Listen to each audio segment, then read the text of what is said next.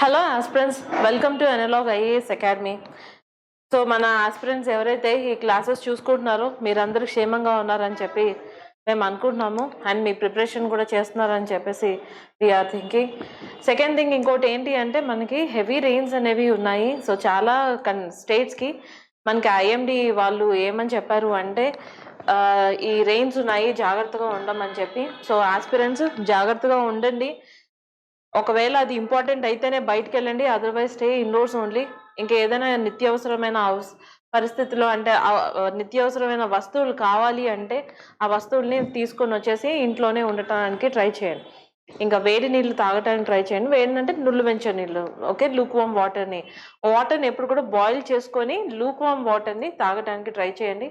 ఇవన్నీ కొన్ని జాగ్రత్తలు తీసుకోండి. ఎందుకంటే మనకి ఈ సీజన్లో ఒకటి రెయిన్స్, నెక్స్ట్ థింగ్ ఇంకొకటి ఏంటంటే ఇంకా మిగతా ఈ కమ్యూనికబుల్ డిసీజ్ కూడా చాలా ఎక్కువగానే ఉన్నాయి. సో అందుకే కోసమే కొంచెం హెల్త్ని జాగ్రత్తగా చూసుకోవాలి. మీ హెల్త్ బాగుంటేనే మీ ప్రిపరేషన్ని కంటిన్యూ చేయగలుగుతారు, ఓకే. సో ఒకటి మీరు అర్థం చేసుకోవాల్సింది ఏంటి అంటే సక్సెస్కి ఏమైనా సీక్రెట్స్ ఉన్నాయా? There are no secrets for success, okay. And there are no shortcuts for success also. మరి సక్సెస్ మనకి ఎలా వస్తుంది? ప్రిపరేషన్ వల్ల, హార్డ్ వర్క్ వల్ల, లెర్నింగ్ ఫ్రమ్ ఫెయిల్యూర్స్.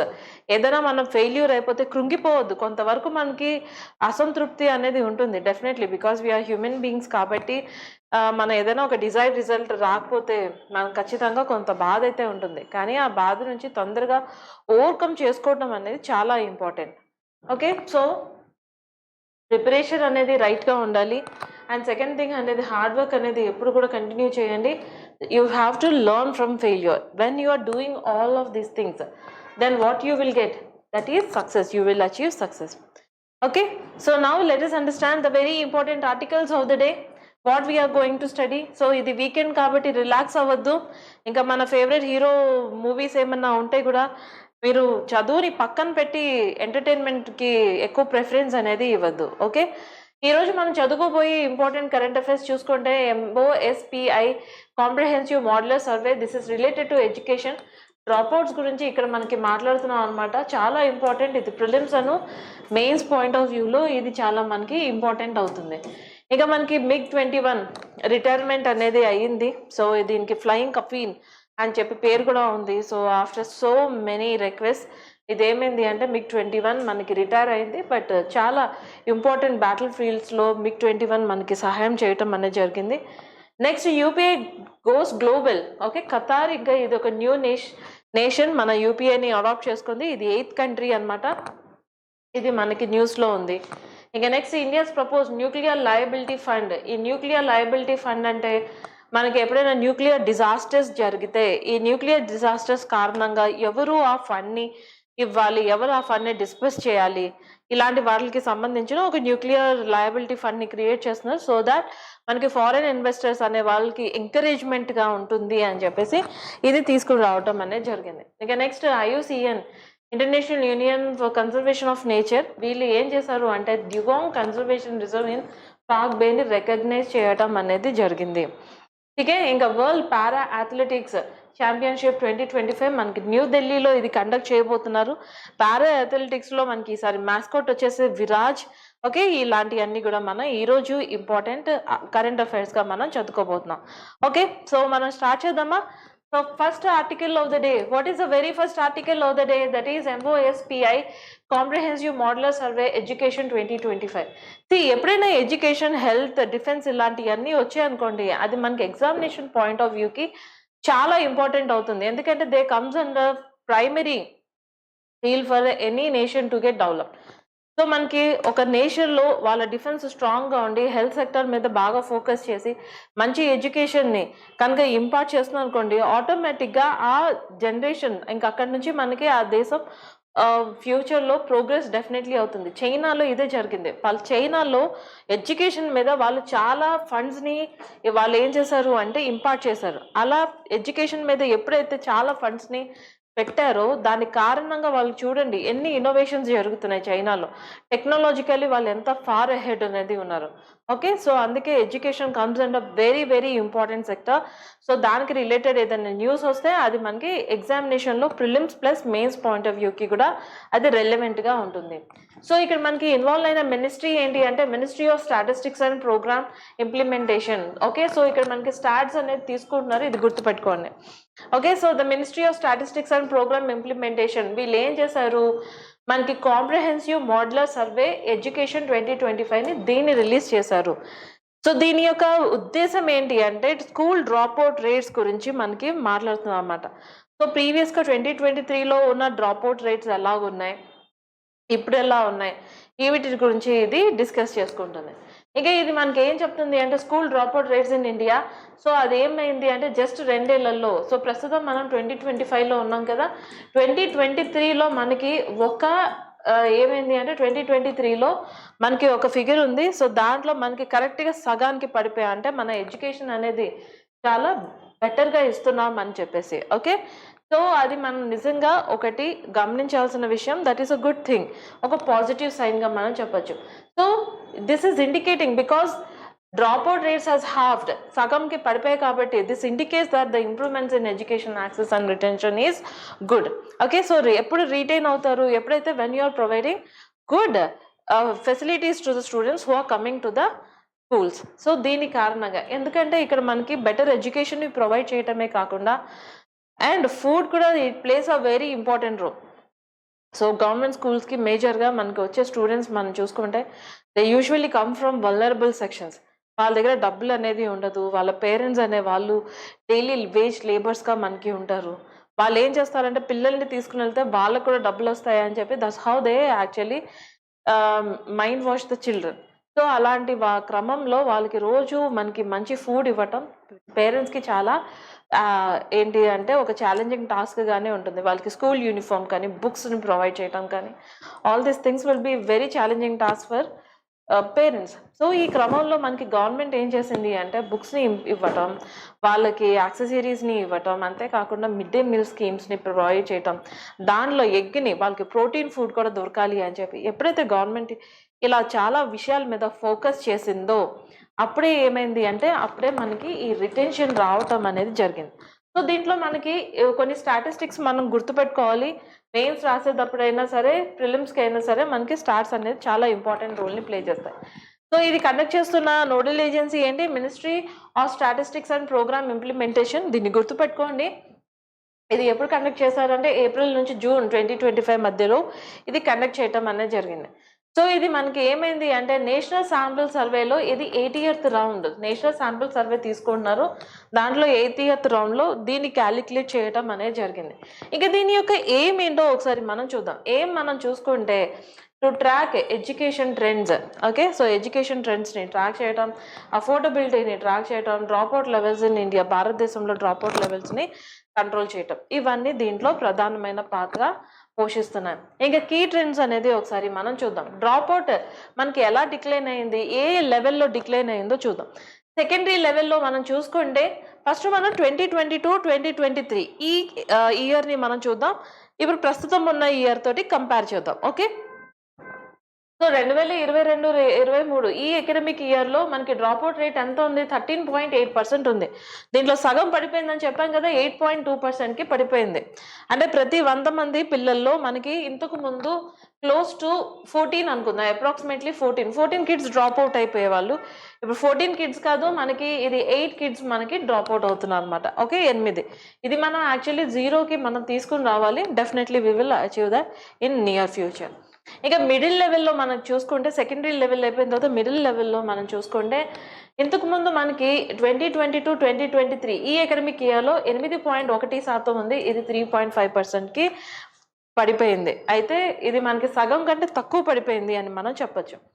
ఇంకా ప్రిపరేటరీ స్టేజ్ అంటే కిడ్స్ ఏజ్లో ఉన్నప్పుడు ఇంతకుముందు మనకి 2022-23లో 7.7% 8.7% ఉంటే అపాలజైస్, ఇప్పుడు ఇది మనకి 2.3% 2.3%కి పడిపోయింది. అంటే లెస్ దెన్ హాఫ్కి మనకి పడింది అన్నమాట. సో ఈ రెండు మనం కనుక చూసుకుంటే ప్రిపరేటరీ అండ్ మిడిల్ లెవెల్ మనం చూసుకుంటే ఇది మంచి ఎంకరేజింగ్ ఫ్యాక్టర్గా కనిపిస్తుంది. ఇంకా we have to achieve hard for the secondary లెవెల్లో జీరోకి తీసుకుని రావడం నిజంగా ఒక ఛాలెంజింగ్ టాస్క్. అది ఎందుకో నేను చెప్తాను. ఎందుకంటే ఈ టైంకి వచ్చేటప్పటికి అడాల్సెంట్ ఏజ్లో ఉంటారు కదా, పేరెంట్స్ కూడా ఏంటి అంటే వీళ్ళని వర్క్కి తీసుకుని వెళ్తే వాళ్ళు బాగా డబ్బులు సంపాదిస్తారు, అంటే వాళ్ళు పేరెంట్స్కి సమానంగా రోజుకి వచ్చి డైలీ వేజ్లో వాళ్ళు ఒక 250 రూపీస్ 200 రూపీస్ సంపాదిస్తారు అనే ఉద్దేశంతో ఈ పని చేస్తూ ఉంటారు. సో అందుకనే ఏంటి అంటే ఇక్కడ రిటెన్షన్ తీసుకోవటం, సెకండరీ లెవెల్లో రిటెన్షన్ మెయింటైన్ చేయటం నిజంగానే ఒక డిఫికల్ట్ టాస్క్ అని మనం చెప్పచ్చు. ఓకే, సో ఇప్పుడు మనకి ఇది ఏం చూపిస్తుంది? After seeing all these things what you are understanding, there is a drastic improvement in the retention కదా. రిటైన్ చేయటం అంటే జాయిన్ అయిన పిల్లలు మళ్ళీ నెక్స్ట్ తరగతులకి ప్రమోట్ చేయటం, చదువుకోవడానికి స్కూల్కి రావటం అనేది రిటెన్షన్. ఓకే, సో ఇది మనకి మెరుగుగా అయ్యింది అని మనం చెప్పచ్చు. ఇక స్ట్రక్చరల్ టర్న్ అరౌండ్ ఒకసారి మనం చూద్దాం. ఏమేం స్కీమ్స్ మనకి గవర్నమెంట్ తీసుకున్న స్కీమ్స్ ఏంటి? మనకి Samagra Shiksha Abhiyan, mid day meals, scholarships, flexibility under new educational policy 2020, ఇలాంటి అన్నీ కూడా మనకి ఏమైంది అంటే these are all some encouraging factor for the students to get retained. ఈ అన్ని కొన్ని మనకి ఎంకరేజింగ్ ఫ్యాక్టర్స్గా మనం చూడొచ్చు. ఇంకా అఫోర్డబిలిటీ ఛాలెంజ్ అనేది చూద్దాం. Whether students can really afford this education or not. మనం చూసుకుంటే ఈ స్కూలింగ్ అనేది, కాస్ట్ ఆఫ్ స్కూలింగ్ ఇది అన్ఫార్చునేట్లీ ఇంకా పెరుగుతూనే ఉంది. గవర్నమెంట్ స్కూల్స్లో ఇది పెరుగుతుంది, ఇంకా ప్రైవేట్ స్కూల్స్కి అయితే అది మనం చెప్పనే అక్కర్లేదు. So I have actually heard there are some schools which are charging around 15 to 10 lakhs for primary pre స్కూల్లో, లేకపోతే 1st to 5th grade లోపల 10 to 15 lakhs. What's the point of charging 10 to 15 lakhs? అసలు ఆ ఏజ్లో పిల్లలు ఏం నేర్చుకుంటారు? ఎంత గొప్పగా నేర్చుకున్నా సరే మీరు ఎంతవరకు వాళ్ళకి ఎడ్యుకేషన్ ఇంపార్ట్ చేసుకుంటారు? వాళ్ళ నుంచి మనకి ఏంటి డైరెక్ట్గా మనకి ఆంటర్ప్రినర్షిప్ అనేది ప్రమోట్ అవుతుందా?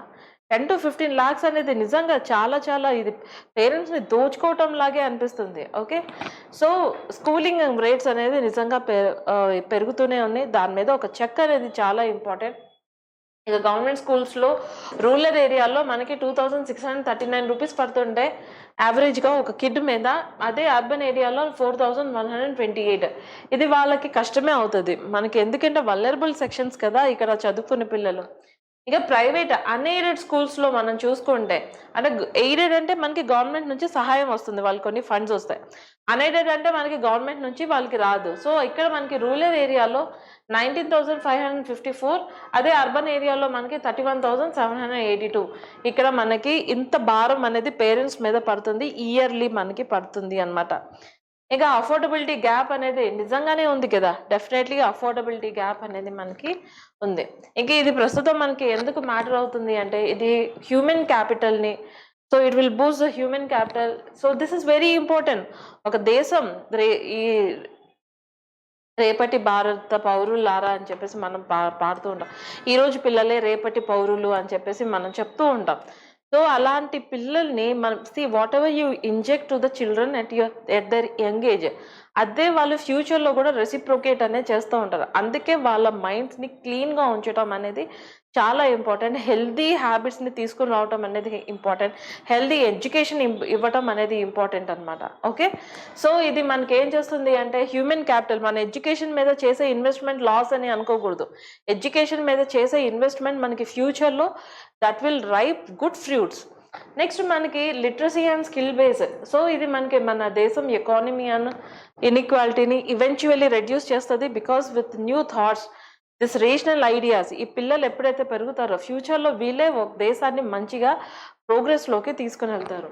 ఇంకా ఇది మన నేషనల్ ఎడ్యుకేషన్ పాలసీ 2020 ఇంప్లిమెంటేషన్లో ఒక ప్రధానమైన పాత్ర పోషించింది అని మనం చెప్పచ్చు. ఓకే, ఈ టాపిక్ మీకు అర్థమైపోయింది కదా. నోడల్ ఏజెన్సీ మీకు అర్థమైపోయింది, స్టార్ట్స్ అర్థమైపోయింది, మనకి ఇవన్నీ కూడా మనం అర్థం చేసుకున్నాం.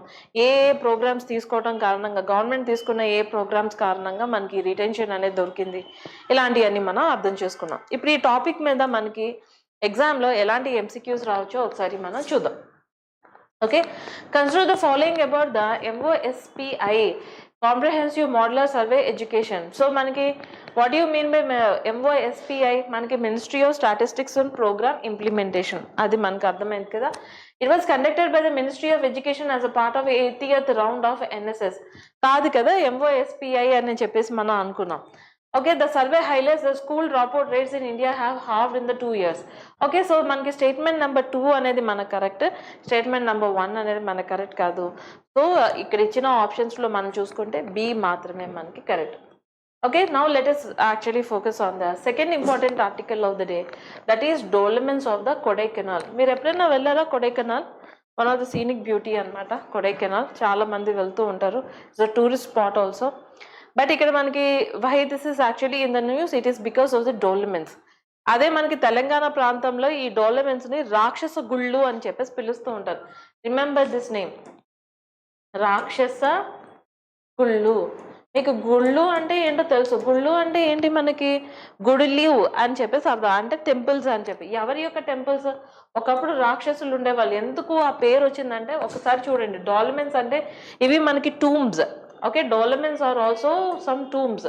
ఈ టూమ్స్ మనకి ఎలా ఉంటాయి, ఇక్కడ ఒక రాయి అనేది ఉంది, ఇక్కడ ఇంకొక రాయి ఉంది, దీని మీద ఒక పెద్ద రాయిని పెట్టారు. సో ఇది ఒకప్పుడు మనకి నియోలిథిక్ పీరియడ్లో, తర్వాత మనకి మీసోలిథిక్ పీరియడ్లో, మనకి చాల్కోలిథిక్ పీరియడ్లో ఈ టైప్ ఆఫ్ బరియల్ సైట్స్ అనేవి ఉండేవి. సో ఇక్కడ మనకి ఏం చేస్తారు అంటే ఇక్కడ మనకి సమాధి అనేది, సో ఇక్కడ కాప్స్ అనేది అంటే చనిపోయిన వ్యక్తిని పెట్టి, డెడ్ బాడీని పెట్టి, సో ఇట్లాగే అరేంజ్ చేసేవాళ్ళు అనమాట. ఇది మనకి మోడర్న్ డే ప్రజలకి అర్థం అవ్వక, అప్పట్లో ఎక్కువ ఎడ్యుకేషన్ లేకపోవడం కారణంగా వాళ్ళు ఏమనుకునే వాళ్ళు అంటే రాక్షసులు ప్రాబ్లీ ఇలాంటి గుళ్ళు కన్స్ట్రక్ట్ చేసుకొని వర్షిప్ చేసే వాళ్ళేమో అని చెప్పి ఆ పేరు పెట్టడం అనేది చేశారు.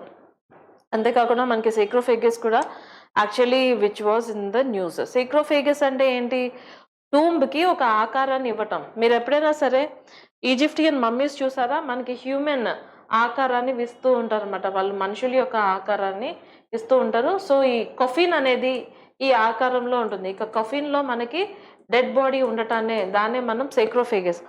సో అంటే మనకి ఎప్పుడు మనుషుల యొక్క ఆకారాన్ని ఇవ్వక్కర్లేదు, మనకి ఏదైనా ఆకారం ఇవ్వచ్చు. గోట్ ఆకారం ఇవ్వచ్చు, ఎలిఫెంట్ ఆకారం ఇవ్వచ్చు, అలాగే ఏదైనా సరే ఆకారాన్ని ఇవ్వచ్చు. దాంట్లో ఒకవేళ పెడితే దాన్ని మనం ఏమని చెప్తాం, సో అలాంటి సమాధుల్ని మనం సేక్రోఫేగస్ అని చెప్పేసి అంటాం. ఇంకా సిస్ట్ అని చెప్పి ఇలాంటి బరియల్ సైట్స్ కూడా మనకి ఉంటాయి. సిస్ట్ అనే బరియల్ సైట్ అంటే ఏంటి, సో ఇక్కడ మనకి ఒక బరియల్ సైట్ని తవ్వేస్తారనమాట. ఇక్కడ మనకి డెడ్ బాడీని బరీ చేస్తారు. ఇక్కడ గ్రేవ్ గూడ్స్ కూడా మనకి పెడుతూ ఉంటారు. గ్రేవ్ గూడ్స్ అంటే ఏంటి, మనకి సమాధుల్లో పెట్టే కొన్ని ఐటమ్స్ని మనం గ్రేవ్ గూడ్స్ అని చెప్పేసి అంటాం. దీని చుట్టూ హ్యూజ్ బౌల్డర్స్ ఆఫ్ రాక్స్ని మనకి పెడుతూ ఉంటారు అనమాట. ఇక్కడ చాలా పెద్ద పెద్ద బౌల్డర్స్ ఆఫ్ రాక్స్ని మనకి పెడుతూ ఉంటారు. దీన్నే మనం ఏమని చెప్తాం, what you call this type of burial site, దీన్నే మనం సిస్ట్ అని చెప్పేసి అంటూ ఉంటాం. ఇలా మనకి అంటే మనకి పురాతన కాలంలో, మీసోలిథిక్ పీరియడ్లో, నియోలిథిక్ పీరియడ్లో ఇలాంటి టైప్ ఆఫ్ బరియల్ సైట్స్ అనేవి మనకి ఉండేవి. ఓకే, సో ఇక్కడ మనకి ప్రస్తుతం మళ్ళీ ఈ న్యూస్కి వచ్చేద్దాం. గుర్తు పెట్టుకోండి, ఇది సిస్ట్ అని చెప్తాం. You call this as a cist. దీన్ని మనం ఏమని చెప్తాం, this is called as sarcophagus. Okay, వీటిని మనం డోల్మెన్స్ అని చెప్పేసి అంటాం. We call this as a dolmens. ఇంకా మెన్హిర్స్ అని కూడా కొన్ని సమాధులు అనేవి ఉన్నాయి. ఈ మెన్హిర్ సమాధులు అంటే ఏంటి, ఫర్ అన్ ఎగ్జాంపుల్ ఇక్కడ భూమిలో తవ్వేసి ఇక్కడ డెడ్ బాడీని భూమిలో పూడ్చిపెట్టేస్తారు. ఇక్కడ పెద్ద రాయి, ఒక మెమోరియల్ స్టోన్. ప్రస్తుతం మనం కూడా కొన్ని బరియల్ సైట్స్లో మెమోరియల్ స్టోన్స్ అనేది మనం చూస్తూ ఉంటాం. ఓకే, సో మెమోరియల్ స్టోన్స్ అంటే స్మారక స్తూపాలు లాంటివి. ఓకే, ఆ మెమోరియల్ స్టోన్స్ అనేది ఎంత పెద్దగా పెడతారంటే చాలా పెద్ద రాయిని పెట్టడం అనేది జరుగుతుంది. ఓకే, సో ఇలాంటివన్నీ కూడా మనకి ఒక ఇంపార్టెంట్ టైప్ ఆఫ్ సమాధులు అనమాట.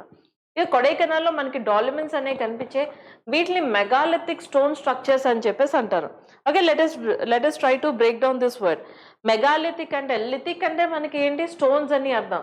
మెగా అంటే ఏంటి, మైటీ, పెద్దవి, పెద్ద స్టోన్ స్ట్రక్చర్స్. ఇవి మనకి 5000 years ago వీటిని ఇలా పూడ్చిపెట్టారంట అప్పట్లో ఉన్న మనుషులు. సో ఇవి మనకి తొందరగా డిసపియర్ అయిపోతున్నాయి. ఇదే మన దేశంలో ఉన్న దౌర్భాగ్యాన్ని మనం చెప్పుకోవాలి. మన దేశంలో ఎంత పెద్ద కల్చరల్ హెరిటేజ్ అనేది ఉంది. ఇంత కల్చరల్ హెరిటేజ్ని మనకు అర్థం అవ్వట్లేదు. ఇదే ఏ అమెరికాలోనో ఎక్కడో దొరికితే వాళ్ళు ఎంత జాగ్రత్తగా ప్రిజర్వ్ చేసుకుని పెట్టుకుంటారు. ఒక స్టోన్ హెంజ్ మనకి యూకేలో మీకు తెలుసు కదా స్టోన్ హెంజ్ అనేది. So it is one of the important site. అది చాలా ఇంపార్టెంట్ సైట్. మనకి 7 వింతల్లో ప్రపంచంలో ఉన్న 7 ఇంపార్టెంట్ వండర్స్లో స్టోన్ హెంజ్ కూడా ఒక ఇంపార్టెంట్ వండర్ అనమాట ఒకప్పుడు. అలాంటివి మన దేశంలో ఎన్ని కోకలిళ్ళు ఉన్నాయి, ఎన్ని ఉన్నాయి. ఇలాంటి వాటిని మనం ఎందుకని ప్రిజర్వ్ చేసుకోలేకపోతున్నామో I just don't get it. Okay, so ఇప్పుడు సర్వే ఏమని చెప్తుంది అంటే 50% ఇలాంటి డోల్మెన్స్ ఏవైతే ఉన్నాయో 20వ శతాబ్దంలో వాటిని ఏం చేసేసామంట మనం తీసేసాం. ఇంకా 50% మాత్రమే మిగిలాయి 20వ శతాబ్దంలో అని చెప్పి. సో ఇది మన దేశం యొక్క కల్చరల్ హెరిటేజ్ పాడైపోతుందని మనం చెప్పాలి కదా. ఇక డోల్మెన్స్ అంటే ఏంటి, ఈ పిక్చర్ చూస్తే మీకు అర్థమైపోతుంది. ఓకే, సో ఒక సమాధి ఉంటే ఒక మనిషి ఇలా పూడి పెట్టేసి ఇక్కడ ఒక రాయి, ఇక్కడ ఒక రాయి, దీనిపైన ఒక పెద్ద రాయిని పెడతారు. ఇలా ఎందుకు పెట్టారు? సో దట్ యానిమల్స్ కానీ మిగతా వాళ్ళు కానీ దీన్ని డిస్టర్బ్ చేయకుండా ఉంటారు అని చెప్పేసి. సో లోపల సమాధి ఏదైతే ఉందో దాన్ని డిస్టర్బ్ అవ్వకుండా, యానిమల్స్ దాన్ని డిస్టర్బ్ చేయకుండా ఉంటాయి అని చెప్పి. రెండోది, అప్పట్లో ఏంటి అంటే కొన్ని టైప్ ఆఫ్ రిలీజియస్ బిలీవ్స్ ఉండేవి. ఆ రిలీజియస్ బిలీవ్స్ ముఖ్యంగా సేక్రోఫేగస్లో మనకి ఎందుకు మమ్మీస్కి అంత పెద్ద పిరమిడ్స్ ఎందుకు కన్స్ట్రక్ట్ చేశారు? What is the logic behind this? ఎందుకంటే they use to believe life after death. అందుకే మనకి సమాధుల్లో కొన్ని వాళ్ళు తిన్న ఆహారాన్ని, వాళ్ళు వాడిన వస్తువుల్ని, వాళ్ళు వేసుకున్న దండలని, ఒకవేళ వాళ్ళు ఏమైనా కత్తి స్వామి ఇలాంటివి చేస్తే వాళ్ళ కత్తుల్ని, వెపన్స్ని ఇలాంటివన్నీ ఎందుకు పెట్టేవాళ్ళు? ఎందుకంటే they use to believe life after that. మనిషి చనిపోయిన తర్వాత మళ్ళీ పుట్టి వస్తాడు అని చెప్పేసి ఆ ఉద్దేశంతో పెట్టేవాళ్ళు అన్నమాట. Okay, so megalithic box like stone structures అనమాట. ఇక్కడ మనకి హారైజాంటల్ స్టోన్ స్లాబ్ అనేది పెడతారు resting on the 3 vertical stone pillars. So మీకు అది పిక్చర్లో మీకు కనిపిస్తుంది. ఓకే, ఇంకా దీని యొక్క పర్పస్ ఏంటి? ఇది ఒక బరియల్ ఛాంబర్స్. ఓకే, సమాధి ఇది. నెక్స్ట్ ఇంకోటి memorials are the ritual sites. Okay, so చనిపోయిన వాళ్ళకి paying respect to the dead people. ఇంకా నెక్స్ట్ మనకి local tradition suggest habitation use. ఒక్కొక్కరికి ఒక్కొక్క ఆచారం ఉంటుంది చనిపోయిన తర్వాత. అప్పట్లో ఈ ఆచారాన్ని మనకి పాటించేవాళ్ళు. ఇంకా ఇది ఒరిజిన్ మనం చూసుకుంటే సుమారుగా క్రీస్తు పూర్వం 1500 నుంచి 2000 సంవత్సరాల్లో ఇది చాలా ప్రాచుర్యం అనేది పొందింది. సో మనకి పళని హిల్స్లో వన్ ఆఫ్ ద ఓల్డెస్ట్ స్ట్రక్చర్గా ఇది గుర్తించబడింది. ఇంకా అక్కడ ఉన్న ట్రైబ్స్ ఎవరైతే ఉన్నారో మనకి ఈ ఏరియాలో పలియాస్, కురుంబాస్, సో వీళ్ళు ఏమని చెప్తారు అంటే మా పూర్వీకులు ఇలాగే చనిపోయిన వాళ్ళని పూడ్చిపెట్టేవాళ్ళు అని చెప్పి వాళ్ళు కూడా సేమ్ ఫ్యాక్ట్ని రీఇటరేట్ చేయటం అనేది జరుగుతుంది. ఇక దీని యొక్క హిస్టరీ ఒకసారి తెలుసుకుందాం. సో మొదటిసారి 20వ శతాబ్దంలో మనకి కొంతమంది జ్యూసెస్ స్ప్రీట్స్ అంటే ఎవరండి వాళ్ళు క్రైస్తవ మత ప్రచారకులు అని మనం చెప్పచ్చు. ఈ క్రైస్తవ మత ప్రచారకులు మన భారతదేశానికి వచ్చి వాళ్ళు ఎవరంటే reverend A Anglade SJ and reverend LV Newton SJ. వీళ్ళు మొదటిసారి ఇది గుర్తుపట్టారనమాట. ఎందుకంటే మనకి క్రైస్తవ మతంలో కూడా మనుషులు చనిపోయిన తర్వాత వాళ్ళు ఎలా చేస్తారు అంటే how do they deal the dead అంటే దే బరీ ద పీపుల్. ఎందుకు? Why do they bury the people? According to the Bible it is believed that Jesus will come second time. There is a second coming of Christ. అప్పుడు చనిపోయిన వాళ్ళందరినీ తీసుకుని వచ్చి ఒక judgement day ఉంటుంది. ఆ judgement డేలో మనిషి తప్పు చేస్తే వాళ్ళకి నరకం ఇస్తారు, మంచి చేస్తే స్వర్గం ఇస్తారు. అందుకే వాళ్ళు మత ప్రచారం ప్రకారం పూడ్చిపెడతారు. అదే హైందవ ఆచారంలో మనం చూసుకుంటే చనిపోయిన వాళ్ళని మనం క్రిమేట్ చేస్తాం అన్నమాట. మనం ఎందుకు క్రిమేట్ చేస్తాము? ఎందుకంటే క్రిమేట్ చేయకపోతే మనిషిలో ఉన్న జీవుడు, ఓకే, సో మనిషి జీవం దాని లోపల మనకి ఆత్మ అనేది ఉంటుంది.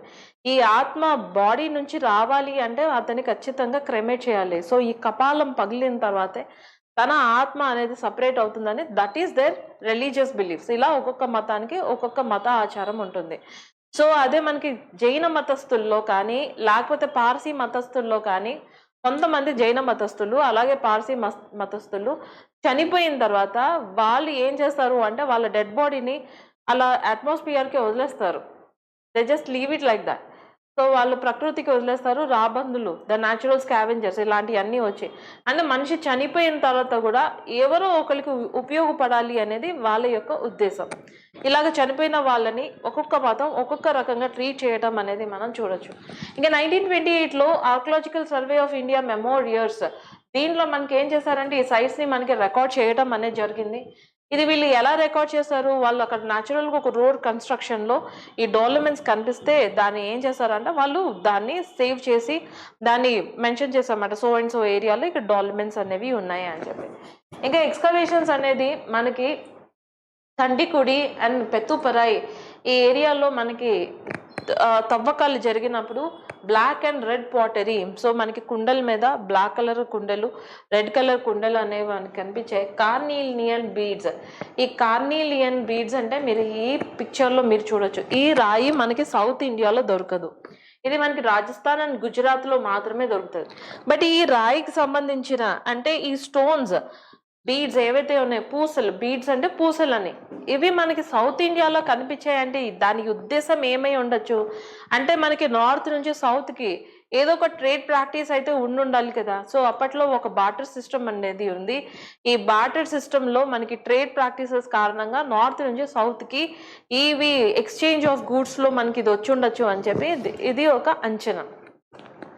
ఓకే, ఈ కార్నియల్ బీడ్స్ అనేవి మనకు చూపిస్తున్నాయి. అంటే దీని ఉద్దేశం ఏంటంటే ప్రీ ఐరన్ ఏజ్ కంటే ముందే ఇక్కడ మనుషులు ఉన్నారు అని చెప్పి ఇవి మనకి ధృవపరుస్తున్నాయి. So they are confirming this fact. ఇంకా మనం ఫీచర్స్ ఆఫ్ డాల్మెంట్స్ ఒకసారి చూసుకుందాం. ఈ డాల్మెంట్స్ ఫీచర్స్లో మనకి సింపుల్ కన్స్ట్రక్షన్ ఉంటుంది, stone sourced from natural queries. So ఇక్కడ మనకి ఈ స్టోన్స్ అనేవి ఎక్కడి నుంచి తెచ్చారు, క్వారీస్లో, అక్కడ మనకి కొండలు ఉంటే ఆ క్వారీస్లోంచి ఈ రాళ్ళని తరలించడం జరిగింది. క్యాప్ స్టోన్ డిజైన్ అనేది, సో ఇక్కడ మనకి చూడండి పైన క్యాప్ లాగా పెట్టారు కదా ఇంత పెద్ద పెద్ద రాయిని. ఓకే, అంటే రెయిన్ వాటర్ పడకుండా ఫ్లడ్స్కి ఇది విత్స్టాండ్ అయ్యేలాగా ఈ నిర్మాణాలు కన్స్ట్రక్ట్ చేశారు. ఇంకా స్ట్రాటజిక్ ప్లేస్మెంట్ అంటే రాకీ రిడ్జెస్ మీద, రాకీ రిడ్జెస్ అంటే కొండ చర్యలు అని, స్లోప్స్లో స్టేబుల్ రాక్ సర్ఫేసెస్లో వీటిని కన్స్ట్రక్ట్ చేశారు. సో దట్ ఈ సమాధులు అనేది మామూలుగా ఉంటాయి అని చెప్పేసి. ఓకే, సో ఇప్పుడు ఈ టాపిక్ మీద మనకి ఎగ్జామ్లో ఎలాంటి ఎంసీక్యూస్ రావచ్చో ఒకసారి మనం చూద్దాం. Consider the following statements about the dolmens of the Kodaikanal. They are constructed during the pre-Iron Age between 1500 to 2000 BC. This point is correct. Dolmens are usually box-like stone structures used only as the ritual altars. Okay, so ఇవి మనకి బరియల్స్గా, మెమోరియల్స్గా, రిచువల్గా, sometimes even హ్యాబిటేషన్లో కూడా use చేసేవాళ్ళు అనమాట డాల్మెంట్స్. అందుకే statement number 2 అనేది incorrect. Statement number 3, they are found in the Palni hills and associated with the tribe like the Palians. So statement number 3 is correct. So hence first and third statements are only correct. So now let us understand about the other important article of the day, that is MiG-21 retirement. మన దేశంలో ఒకప్పుడు MiG-21 ఒక squadron అంటే ఏంటి, 15 to 20 members ఉంటే దాన్ని ఒక స్క్వాడ్రన్తో గుర్తించబడతారు అనమాట. ఈ MiG-21 చాలా ప్రధానమైన పాత్ర పోషించింది. ఇంకా అభినందన్ వర్ధమాన్ గారు మనకి పాకిస్తాన్లో ఆయన పట్టుబడ్డారు కదా, ఆ తర్వాత ఆయన రిలీజ్ చేశారు. అప్పుడు he was flying in this MiG-21 only. దీనికి చాలాసార్లు ఫ్లయింగ్ కఫీన్ అని పేరు ఉంది. చాలామంది పైలట్స్ వాళ్ళ తల్లులు రోడ్డు మీదకి వచ్చి ధర్నా చేసి మనకి మినిస్ట్రీ ఆఫ్ డిఫెన్స్కి, మినిస్ట్రీ ఆఫ్ హోమ్ అఫైర్స్కి, ప్రధానమంత్రికి డైరెక్ట్గా లెటర్స్ రాసి ఇంకా ఈ మిగ్ మీద ఎటువంటి విన్యాసాలు చేయకూడదు, ట్రైనింగ్ ప్రాక్టీసెస్ కూడా చేయకూడదు. ఎందుకంటే ఈ ఇజెక్ట్ అయ్యే క్రమంలో ఏమవుతుంది అంటే ఒక్కొక్కసారి పైలట్స్ ఇజెక్ట్ అవ్వలేక వాళ్ళు కాలిపోయి చనిపోతున్నారు అని చెప్పారు. ఓకే, దీనికి ఈ పేరు ఉన్నప్పటికీ, ఫ్లయింగ్ కఫీన్ అన్న పేరు ఉన్నప్పటికీ, ఎట్ ఇది మన భారతదేశంలో ఒక ప్రధానమైన పాత్ర పోషించింది. అది ఏంటో ఒకసారి చూద్దాం. Indian air force has formally, ఇక ఇదేం చేసింది అంటే ఫార్మల్గా మనకి లాస్ట్ 2 MiG-21 స్క్వాడ్రన్స్ ఏవైతే ఉన్నాయో అవి 23 Panthers and number 3 cobras. Squadron అంటే మనం తెలుసుకున్నాం కదా, 10 to 15 మంది అక్కడ ఉంటే ఆ పైలట్స్ అంటే అక్కడ 10 to 15 MiG-21 ఇవి ఉండాలి. అంతేకాకుండా అక్కడ ఫ్లై చేసే పైలట్స్ కూడా ఉండాలి. ఇంక ఈ లాస్ట్ ఇద్దరు కూడా మనకి ఫైనల్ గుడ్ బై చెప్పడం అనేది జరిగింది. ఇది మనకి 60 సంవత్సరాలు, 60 డికేడ్ అంటే 6 డికేడ్స్, 60 అనకూడదు, 6 డికేడ్స్ అంటే 60 సంవత్సరాలు మన హిస్టరీకి ఒక ఎండ్ అనేది పలికిందనమాట. మన భారతదేశం ఎయిర్ ఫోర్స్లో ఇది నిజంగానే ఒక ప్రధానమైన పాత్ర అయితే పోషించింది ఫ్రమ్ 1963. ఓకే, 1963 నుంచి ఇది ప్రధానమైన పాత్ర పోషించింది. ఇక ఈ MiG-21 గురించి ఒకసారి మనం చదువుకుందాం. ఇది super sonic jet fighter. Super sonic అంటే ఏంటి? సౌండ్ యొక్క వేగం కంటే ఎక్కువగా, సౌండ్ యొక్క వేగంతో సమానంగా లేకపోతే దానికంటే ఎక్కువ వేగంతో పయనించే వాటిని మనం సూపర్ సోనిక్ మిసైల్స్ అని చెప్పేసి అంటాం. అంటే సూపర్ సోనిక్ స్పీడ్ అంటాం. ఇది ఒక జెట్ ఫైటర్ కదా. So and also the interceptor.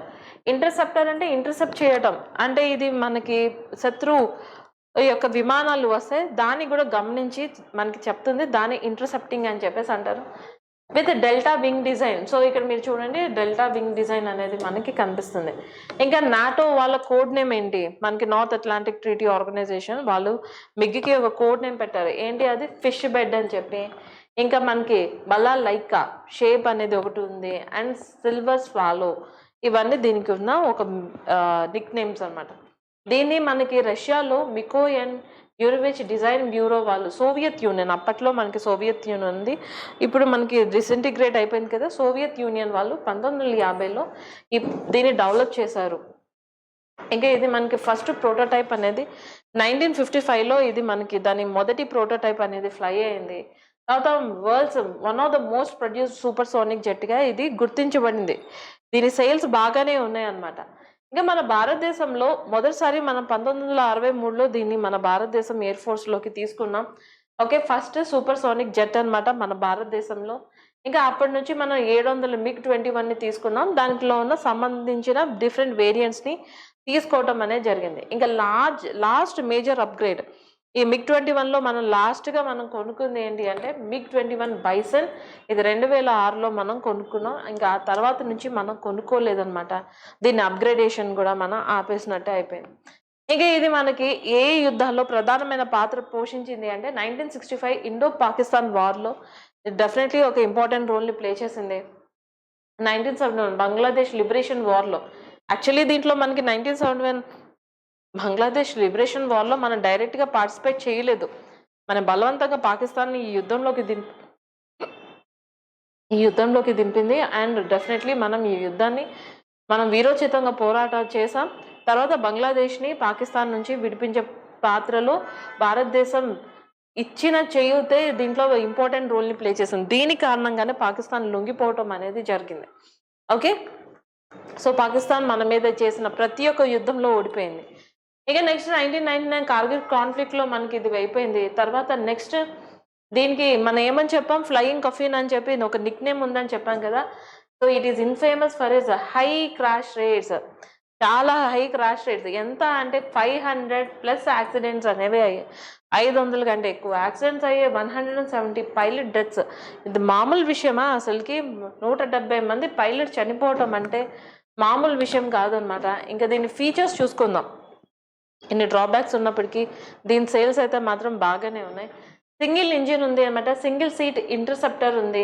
ఇంకా టాప్ స్పీడ్ అంటే మ్యాక్ 2, అంటే మనకి సౌండ్ యొక్క ధ్వని యొక్క వేగం కంటే 2 రెట్లు ఎక్కువగా మనకి పయనించవచ్చు. బట్ ఆ వేగంకి తీసుకుని వెళ్తేనే ఇది పేలిపోతుంది అని చెప్పి ఒక డ్రాబ్యాక్ కూడా మనకి ఉంది. ఇంకా డెల్టా వింగ్ డిజైన్ మనకి ఏంటి అంటే మనకి ఎత్తుకి వెళ్తుంది అంటే rapid climb, but limited manoeuvrability in combat. Manoeuvring అంటే ఏంటి మనకి? సో దాంట్లో ఉన్న so how you take this brakes in car, అలాగా మాన్యూరింగ్ కొంచెం కష్టమవుతుంది ఎక్కువ ఎత్తులోకి వెళ్ళేటప్పుడు. ఇంకా బైసన్ ఏదైతే మనం 2006లో మనం కొనుక్కున్నామో, ఇక్కడ మనకి ఏవియోనిక్స్, అడ్వాన్స్డ్ ఏవియోనిక్స్ అంటే something related to air force అనమాట. ఇంకా radar and BVR missiles like Derby, Astra, వీటన్నిటిని కూడా ఇది అఫోర్డ్ చేయవచ్చు. ఏవియోనిక్స్ అంటే ఏం లేదు, ఎయిర్ డైనమిక్స్కి సంబంధించింది ఏదైనా సరే మన ఏవియోనిక్స్ అని చెప్పేసి అంటాం. ఇంకా థ్రస్ట్ మోడ్, మనకి ఎమర్జెన్సీ థ్రస్ట్ మోడ్ అంటే ఇంకా లేదు, ఇది ఖచ్చితంగా క్రాష్ అయిపోతుంది అన్నప్పుడు పైలట్ అక్కడ నుంచి ఇజెక్ట్ అయిపోవాలి. ఓకే, సేఫ్గా ఎజెక్ట్ అవ్వాలి. ఈ థ్రస్ట్ టు వెయిట్ రేషియో అనేది 1:1 షార్ట్ బస్లో ఉంది. సో ఇక్కడే ఏదో ఇష్యూ ఉంది అని చెప్పేసి ఒక ఇది అనమాట. ఓకే, సో మీకు అర్థమైంది కదా ఈ టాపిక్. సో ఇప్పుడు ఈ టాపిక్ మీద మనకి ఎగ్జామ్లో ఎలాంటి క్వశ్చన్స్ రావచ్చో చూద్దాం. Consider the following statements regarding MiG-21 in India. It was the first supersonic jet inducted in into the Indian Air Force. So adi manaki correct. MiG-21 played a role in the 1971 Bangladesh Liberation War. Second statement kuda correct, first statement correct. The final variant operated by India was a MiG-21 Bison, which we have inducted in 2006.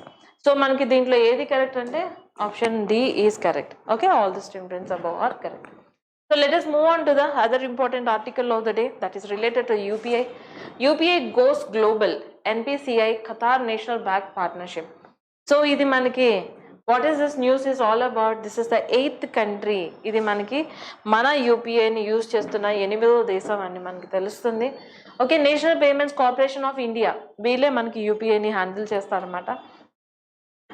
So national payments corporation of India మనకి Qatar national bank తోటి partnership చేసుకొని అక్కడ మనకి unified payments interface ఇది ఖతార్లోకి launch చేశారు.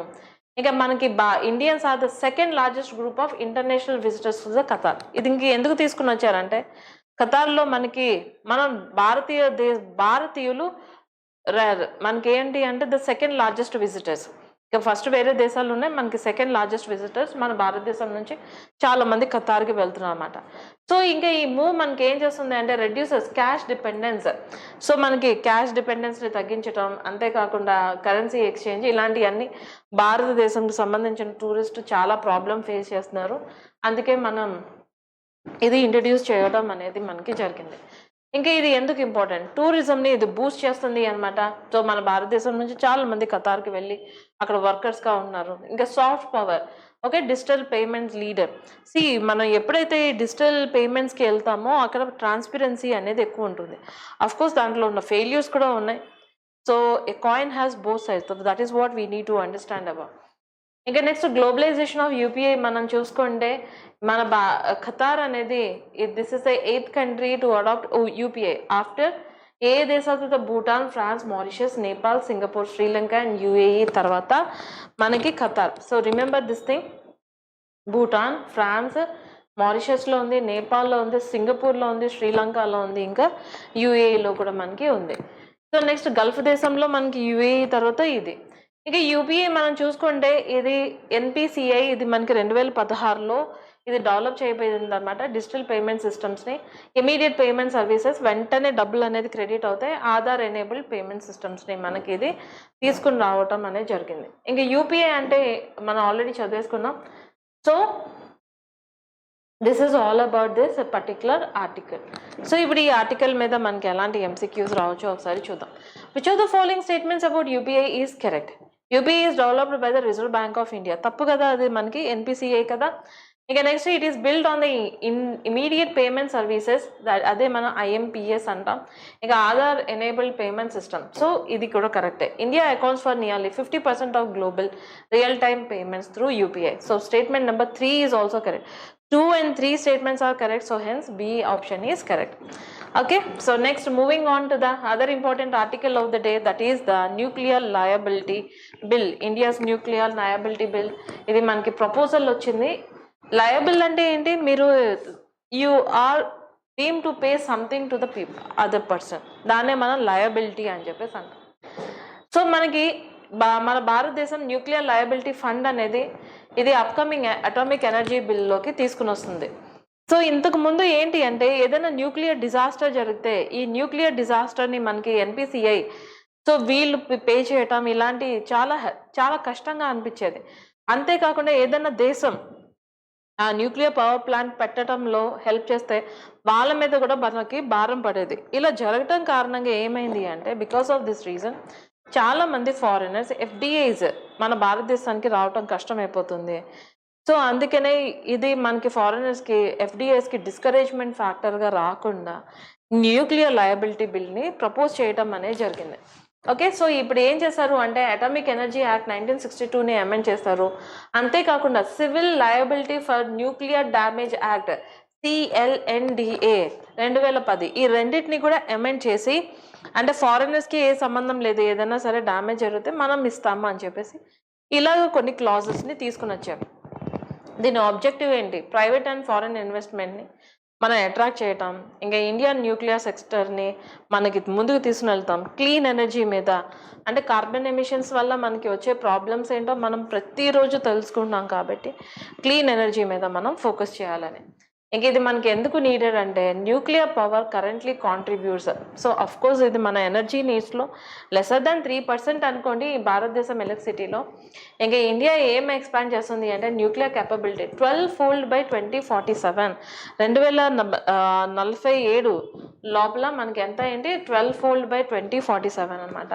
ఇంకా reduce Faasil fuel dependence and achieve net zero by 2070, 2070 కల్లా net zero అనేది అచీవ్ చేయాలి. ఇంకా ఇప్పుడు వరకు ఉన్న ఛాలెంజెస్ ఏంటో ఒకసారి మనం తెలుసుకుందాం. సో అన్లిమిటెడ్ లయబిలిటీ, ఇంకా next civil liability for nuclear damage act, ఇవన్నీ ఏం చేస్తున్నాయి అంటే ఫారినర్స్ ఎవరైతే ఇన్వెస్ట్ చేస్తారో వాళ్ళు కూడా మనకి ఏదైనా సరే న్యూక్లియర్ డిజాస్టర్ జరిగితే మీరు కూడా డబ్బులు ఇవ్వాలి అని చెప్పే క్లాజ్ అది ఎవరికి నచ్చట్లేదు అన్నమాట, ఫారినర్స్కి అది నచ్చట్లేదు. అందుకే వాళ్ళు ఏంటి అంటే దీంట్లోకి ఇన్వెస్ట్మెంట్స్ అట్రాక్ట్ చేయడం కష్టంగా అవుతుంది. This is becoming very difficult to attract the investments. Okay, so next ఇంకా 2015 న్యూక్లియర్ ఇన్సూరెన్స్ పూల్ అనేది మనకి లీగల్ సర్టైనిటీని ఇది ఏం చేస్తుంది అంటే ల్యాకింగ్గా ఉంది. ఇప్పుడు ప్రపోజ్డ్ ఫండ్ ఏదైతే ఉందో ఇప్పుడు మనకి ఏం చేస్తున్నారు, ఏదైనా ఒక న్యూక్లియర్ యాక్సిడెంట్ జరిగితే సో దాంట్లో కాంపెన్సేషన్ అనేది 1500 crore దాటితే అప్పుడు అది ఆపరేటర్ లయబిలిటీ అవుతుంది. ఓకే, ఎవరైతే దాన్ని ఆపరేట్ చేస్తారో వాళ్ళు పే చేయాల్సి వస్తుంది. ఇంకా మనకి స్టాట్యుటరీ కాంపెన్సేషన్ ఫ్రేమ్వర్క్ అనేది ఇంకా ఇమీడియట్గా అడ్హాక్ పేమెంట్స్ ఇవన్నీ చేయటం అనేది జరుగుతుంది. ఇంకా నెక్స్ట్ ప్రైవేట్ అండ్ ఫారిన్ సప్లయర్స్ని వాళ్ళ మీద రిస్క్ తగ్గుతుంది కాబట్టి వాళ్ళు అట్రాక్ట్ అవ్వచ్చు. ఇంకా నెక్స్ట్ మనకి న్యూక్లియర్ ఎనర్జీ అండ్ యురేనియం మైనింగ్లో మనకి ఇన్వెస్ట్మెంట్ని మనం అట్రాక్ట్ చేయొచ్చు అనమాట. ఇంకా civil liability for nuclear damage act 2010 ఒకసారి మనం చూసుకుంటే this is given the responsibility to pay the compensation to the nuclear damage victims. Okay, so వాళ్ళు ఏమవుతారు, compensation to victims and defines operator responsibility. ఎవరైతే ఆ పర్టికులర్ న్యూక్లియర్ ప్లాంట్ని operate చేస్తున్నారో వాళ్ళకి కూడా వీళ్ళు ఏం చేస్తారంటే వాళ్ళు కూడా పే చేయాల్సి ఉంటుంది అని చెప్పి చెప్తారు. ఇంక ఇది ఏం చేస్తుంది అంటే strict no fault liability on operators, 1500 crore cap. అంతకంటే ఎక్కువ మించి డ్యామేజ్ జరిగితే అప్పుడు ఏం జరుగుతుంది, డెఫినెట్లీ వాళ్ళు ఆపరేటర్సే పే చేయాలి. అంతకంటే తక్కువ జరిగితే ఈ ఫండ్ నుంచి ఇస్తారన్నమాట. I hope you have understood this article. So ఒకసారి మనం ఈ పర్టికులర్ టాపిక్ మీద ఎలాంటి ఎంసీక్యూస్ రావచ్చో ఒకసారి చూద్దాం. With reference to the India's civil liability for nuclear damage act 2010, consider the following statement. It imposes a unlimited liability on the nuclear supplies. No, okay, మనకి ఏంటి unlimited ఏం పెట్టలేదు అన్నమాట, క్యాప్ అనేది పెట్టారు. So operators liability is capped at 1500 crore, అది కరెక్టే. India is a signatory to the Convention on Supplementary Compensation CSC 1997. So third statement is also correct. Hence option B is correct. Okay, so now let us understand the other important article of the day, that is dugong. One of my favorite animal anamata. Okay, so I initially like gorilla. ఆ తర్వాత గొరిల్లాస్లో silver back gorilla ప్రైమేట్స్లో ఉన్నది, తర్వాత డ్యూగాంగ్ ఒకటి, blue వేల్ ఒకటి, ఆర్కా, ఇలాంటివన్నీ నాకు బాగా నచ్చుతూ ఉంటాయి. ఓకే, టెరెస్ట్రియల్లో వచ్చి టైగర్, లయన్స్ ఇలాంటివన్నీ నచ్చుతూ ఉంటాయి. What I don't like is reptiles అంటే నాకు అసలు నచ్చదు. ఓకే, నా ఇంట్రెస్ట్తో సంబంధం లేదనుకోండి. So now let us understand. So international union for conservation of nature recognizes dugong conservation park బేలో ఉంది.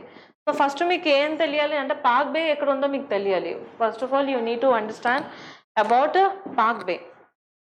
Just look at this map guys. ఈ మ్యాప్లో మనం చూసుకుంటే ఇది మన సౌత్ ఇండియా, సౌత్లో కూడా మనకి సౌత్ ఈస్ట్ అని మనం చెప్పచ్చు. ఇక్కడ మనకి పార్క్ స్ట్రైట్ ఉంది కదా, స్ట్రైట్ అంటే జలసంధి అని చెప్పి రెండు ల్యాండ్ ఫార్మ్స్ మధ్య ఉన్న ఒక నారో స్ట్రెచ్ ఆఫ్ వాటర్ని మనం ఏమని చెప్తాం, we call it as a strait. This is called as a Palk Strait. And ఇక్కడ మనకి పార్క్ బే అనేది ఉంది. సో పార్క్ బే మనకి ఇక్కడ చూడండి, this is nothing but the Sri Lanka. So ఇక్కడ మనకి ద పంబన్ ఛానల్ ఉంది, ఇక్కడ రామేశ్వరం ఐలాండ్ అనేది ఉంది.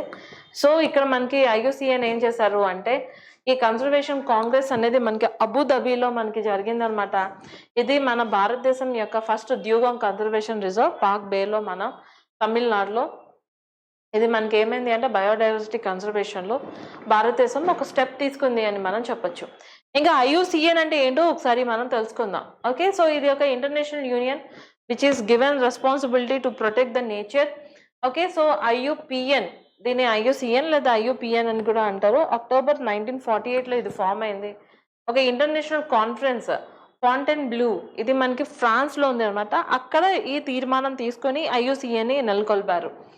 సో లేటర్ ఇది ఏమైంది అంటే దాని పేరుని IUCNగా మార్చుకుంది 1956లో. సో ఇప్పుడు దాని యొక్క యాక్రోనిమ్ ఏంటి, IUCN, ఇంకా ఫ్రెంచ్ అండ్ స్పానిష్లో అయితే UICN, ఎందుకంటే వాళ్ళ భాష వేరు కాబట్టి UICNగా వస్తుంది. ఇంకా ఇదేంటో ఒకసారి మనం చూద్దాం. ఇది ఫస్ట్ మనకి డ్యూగాంగ్ కన్జర్వేషన్ రిజర్వ్ భారతదేశంలో సెప్టెంబర్ 2022లో ఇది నోటిఫై అయింది under the wildlife protection act 1972. ఇంకా ఇది మనకి IUCN రికగ్నైజ్ చేసిందన్నమాట 2025లో community led marine conservation. So marine అంటే మనకి ఈ సముద్రం నీళ్ళు అని. ఇంకా లొకేషన్ మనం చూసుకుంటే 448.34 square kilometres, Thanjavur and Pudukkottai districts తమిళనాడులో, ఇక్కడ ఈ ఏరియాస్లో మనకి కన్జర్వేషన్ రిజర్వ్ అనేది ఉంది. ఇంకా నెక్స్ట్ మనకి ఇది నార్త్ ఈస్ట్ పార్క్ బేలో ఉంది అనమాట. 12,250 hectares of sea grass meadows. అంటే మనకి ఎలాగైతే భూమి మీద పచ్చిక నేలలు ఉంటాయో, సముద్రంలో కూడా మనకి ఎక్కడైతే సూర్యరశ్మి తగులుతుందో, సన్ రైస్ ఎక్కడైతే తగులుతుందో అక్కడ కూడా మనకి ఏమవుతుంది అంటే ఈ సీ గ్రాస్ మిడోస్ అనేవి కనిపిస్తాయి. దీని ఫీచర్స్ చూసుకుందాం. డ్యూగాన్ సీకౌకి ఈ పేరు అనేది ఉంది అనమాట. దీన్నే మనం సీకౌ అని పిలుస్తాం. చూడండి ఈ animal, this is called as sea cow, completely herbivores in nature. Listed as vulnerable, ఎందుకంటే దీన్ని కూడా చంపి తినేవాళ్ళు ఉన్నారనమాట. వల్నరబుల్ IUCN రెడ్ లిస్ట్ ప్రకారం. ఇంకా ఇది సీ గ్రాస్ మెడోస్, మనకి సముద్రంలో ఉన్న గడ్డిని మాత్రమే తింటుంది. హియర్ ఆన్ సపోర్ట్ ఫిష్ని, క్రాబ్స్ని, షింప్స్ని. Okay, so boosting the livelihoods for the marginal fishermens. Okay, దీన్ని కూడా వేటాడి తింటున్నారని చెప్పాం కదా. ఇక డ్యూగాంగ్ దానికి సీకో ఉంది. ఇది మనకి లార్జ్ హెర్బివరస్ మెరీన్ మ్యామిల్ అంటే ఏంటి, మనకి ఏమవుతుంది అంటే ఇది ఎగ్స్ని లే చేయదు, డైరెక్ట్గా బేబీస్కి బర్త్ అనేది ఇస్తుంది. స్ట్రిక్ట్లీ హెర్బివోర్స్ మెరీన్ మ్యామిల్ అనమాట ఇది. ఇంకా సైంటిఫిక్ నేమ్ దుగాన్ అని చెప్పేసి పిలుస్తారు. ఇది tropical and subtropical. So ట్రాపిక్స్లో ఇంకా సబ్ ట్రాపికల్ సీ గ్రాస్లో, అంటే మనకి సముద్రం యొక్క టెంపరేచర్ మనకి కొంత వామ్గా ఉండాలి. వామ్గా లేకపోతే ఈ యానిమల్స్ మనకి బతకలేవు అనమాట. ఇండియన్ ఓషన్ ఇంకా వెస్ట్రన్ పసిఫిక్లో కనిపిస్తాయి. ఇంకా భారతదేశంలో అయితే Palk Bay, Gulf of Mannar, Andaman and Nicobar islands, Gulf of కచ్లో మనకి డ్యూగాంగ్ యొక్క పాపులేషన్ మనకి కనిపిస్తుంది. ఇక దీని యొక్క ఫిజికల్ ఫీచర్స్ ఒకసారి చూద్దాం. దీని లెంత్ మనకి 3 నుంచి 3.5 మీటర్లు ఉంటుంది.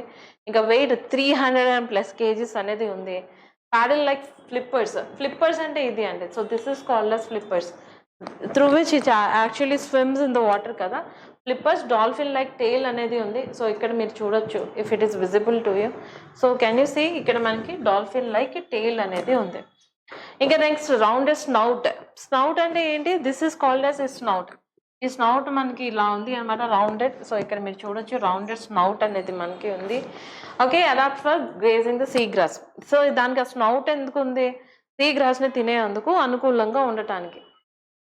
సో ఆల్రెడీ మనం తెలుసుకున్నాం. దీని డైట్ ఒకసారి చూద్దాం. Consume 30 to 40 kgs of sea grass daily. So రోజు ఎంత తింటుందో చూడండి. సో ఒక్కొక్కసారి ఏంటంటే ఈ డ్యూగాంగ్ పాపులేషన్ ఎక్కువైపోతే సీ గ్రాస్ తక్కువైపోతుంది అని చెప్పి ఒక క్రిటిసిజం కూడా ఉంది. ఎందుకంటే the amount of things what it eats daily, ఒక రోజులో 30 నుంచి 40 kgs గ్రాస్ని తింటుంది అనమాట. Halodule, Halophila, Cymodocea species. Okay, so these are all some scientific names for that. ఇంకా నెక్స్ట్ లైఫ్ స్పాన్ మనకి 70 ఏళ్ళు బతుకుతుందండి. Okay, so very low reproduction rate అనేది ఉంటుంది. ఇంకా ఇది ఎందుకు మ్యాటర్స్ అంటే మెరీన్ బయోడైవర్సిటీ కన్జర్వేషన్ అనేది చాలా important. Community based conservation models, ఇంక ఇవన్నీ మీరు ఎగ్జామ్లో రాసుకోవచ్చు. ఇది India's commitments to the global conservation goals. ఇంకా ఎండేంజర్డ్ స్పీషీస్ని మనం ప్రొటెక్ట్ చేయాలి. సీ గ్రాస్ ఎకో సిస్టమ్ని హెల్త్ కాపాడాలి. ఎందుకు కాపాడాలి అంటే కార్బన్ సింక్స్కి, ఫిషరీస్కి ఇంపార్టెంట్ కాబట్టి. Okay, so this is the thing. So ఇప్పుడు ఈ టాపిక్ మీద మనకి ఎగ్జామ్లో ఎలాంటి MCQs రావచ్చో ఒకసారి మనం చూద్దాం. Okay, just give me 1 second. So yeah, with reference to the dugong, consider the following statements. It is the only strictly herbivorous marine animal. In India, dugongs are primarily found in Park Bay, Gulf of Mannar, Andaman and Nicobar Islands. First 2 statements are correct. ఇక next dugongs are classified as endangered కాదు vulnerable. So hence statements number 1 and 2 are only correct. Okay, option A is correct. Now let us discuss about the very last article of the day. What is it all about? The para athletics. Okay, World Para Athletics Championship 2025. దాని యొక్క mascot చూడండి. This guy is called as విరాజ్ని చూసారా, మనకి కొంచెం గణపతి దేవుడిలాగే ఉన్నారనమాట. So elephant. So ఇక్కడ చూడండి prosthetic leg అనేది ఉంది. Okay, so this is the mascot of the para athletics. So ఇది మనం చదువుకుందాం, very important topic. So flagship global competition for para athletics అనేది ఇది మనకి 2 సంవత్సరాలకు ఒకసారి జరుగుతుంది. దానే వరల్డ్ పారా అథ్లెటిక్స్ అంటారు. ఇది మనకి ఇంటర్నేషనల్ పారాలింపిక్ కమిటీ IPC వాళ్ళు కండక్ట్ చేస్తారనమాట. ఇంకా ఇది మనకి Paralympics second only to the highest platform. ఎవరికి ఇది హైయెస్ట్ ప్లాట్ఫామ్? డిఫరెంట్లీ ఏబుల్డ్ వాళ్ళకి ట్రాక్ అండ్ ఫీల్డ్ ఈవెంట్స్ని ఇది ఎంకరేజ్ చేయడం అనేది జరుగుతుంది. ఇంకా మనం చూస్తే హోస్ట్ ఫర్ 2025 2025లో హోస్ట్ ఎవరు అంటే మనకి న్యూఢిల్లీ, ఇండియా. ఫస్ట్ టైం మన భారతదేశం ఇంత పెద్ద గ్లోబల్ ఈవెంట్ని కండక్ట్ చేస్తుంది. ఇక వెన్యూ వచ్చేసి జవహర్లాల్ నెహ్రూ స్టేడియం. ఇది మనకి వరల్డ్ క్లాస్ మోండో ట్రాక్ని కన్స్ట్రక్ట్ చేశారు. మోండో ట్రాక్ అంటే ఏంటి మీకు డౌట్ రావచ్చు. సో మోండో ట్రాక్ ఒకసారి చూడండి. ట్రాక్ మనకి ఇలా బిల్డ్ చేస్తారు అనమాట, ఈ మెటీరియల్ తోటి బిల్డ్ చేశారు. సో దట్ పడినా పెద్ద దెబ్బ తగలకుండా ఉండటానికి దాన్నే మోండో ట్రాక్ అని చెప్పేసి అంటారు. Trade mark multi layer synthetic running surface ఉంటుంది ఇది ట్రాక్కి. ఇది మనకి ఇటాలియన్ కంపెనీ మోండో వాళ్ళు డెవలప్ చేశారు. ఇది మనకి అథ్లెటిక్ పర్ఫార్మెన్స్ని ఆప్టిమల్, ఎందుకంటే మనకి ఏదైతే ఈ తార్ రోడ్ మీద ఇలాంటి వాటి మీద పరిగెత్తారనుకోండి కాళ్ళు దొక్కుపోతాయి వాళ్ళు ఏమైనా పడిపోయారంటే. అందుకనే మనకి ఇదేంటి అంటే energy return, optimal energy return, shock అబ్జార్ప్షన్ని, తర్వాత reducing fatigue and injury risk, దీనికోసం అని చెప్పి ఈ మోండో ట్రాక్ని మనకి బిల్డ్ చేయటం అనేది జరిగింది. ఇంకా మాస్కోట్ ఏంటి మనకి? సో చూడండి విరాజ్ యంగ్ ఎలిఫెంట్. సో చూడడానికి చాలా క్యూట్గా ఉంది కదా, young elephant with blade prosthesis. So ఇక్కడ మనకి బ్లేడ్ ప్రాసెసెస్ అనేది ఉంది. ఇది మనకి ఏం సింబలైజ్ చేస్తుంది? ఎలిఫెంట్, దాని యొక్క మైటీ స్ట్రక్చర్ అండ్ ఇది యంగ్ ఎలిఫెంట్ స్ట్రెంగ్త్ని, ఆప్టిమిజం, ఇంక్లూజివిటీ, ఇంకా కరేజ్, రెసిలియన్స్ ఇవి మనకి డిస్ప్లే చేస్తుంది అనమాట. అది దీని యొక్క అర్థం. హిస్టరీ మనం చూసుకుంటే పారా అథ్లెటిక్స్ మొదటిసారి మనకి మాండివిల్ గేమ్స్ 1952లో స్టోక్లో మనకి కండక్ట్ చేశారు. ఇదే మనకి పారాలింప్స్ యొక్క మొదటి స్టెప్ అనమాట. సో నెక్స్ట్ మనకి ఇది తర్వాత రోమ్ 1960 పారాలింప్స్లో మనకి ఇంట్రడ్యూస్ చేశారు. ఇంకా వరల్డ్ పారా అథ్లెటిక్స్ ఛాంపియన్షిప్ అనేది 1994 బెర్లిన్ జర్మనీలో మనకి జరిగింది. ఇంకా దీని యొక్క ఫీచర్స్ 2025 మనం చూసుకుంటే ఇంక్లూజివిటీ, హై సపోర్ట్ నీడ్స్ అథ్లెటిక్స్కి, మిక్స్డ్ జెండర్ రిలే రేసెస్ ఇవన్నీ కండక్ట్ చేస్తున్నారు. Logo and symbols, India heritage, ఈథాస్ని, డైవర్సిటీ, కరేజ్ని వీటన్నిటిని కూడా ప్రమోట్ చేస్తున్నారు. ఇప్పుడు ఈ టాపిక్ మీద మనకి ఎగ్జామ్లో ఎలాంటి MCQs రావచ్చో చూద్దాం. With reference to the world para athletics championship consider the following statements. The competition is organized by the world para athletics under the international Paralympic committee. కరెక్టే. India is hosting the championship for the first time in 2025. Statement number 2 is also correct. The championships were first held in Rome in 1960 alongside the Paralympics. Okay. Statement number 3 ఎందుకు incorrect అంటే first స్టాండర్లోన్ world para athletic championship held in Berlin, that is Germany, in 1994. Hence option number A is correct.